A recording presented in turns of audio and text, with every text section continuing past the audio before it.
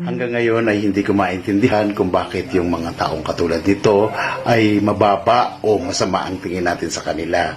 Iniisip natin na ito ay pangit at marumi sa katawan na nagiging dahilan na napakatagal lang sila ay nadidiscriminate. Subalit alam nyo ba na lalo na din sa Pilipinas may mga tribo na ginagawa na yan noong unang panahon pa upang sa ganun na-express ang kanilang paniniwala at kanilang kultura. Panahon na po para baguhin natin ang ating pananaw sa ganitong mga klaseng mga tao na gustong express ang kanilang mga naisin sa pamamagitan ng pagtatato ng kanilang katawan. Dapat nating tandaan na huwag nating hinuhusgahan ng mga tao dahil lamang sa kanilang panlabas na anyo. Dahil alam naman natin na maraming mga tao na wala namang tato pero ang papangit at ang sasama ng kanilang mga ugali.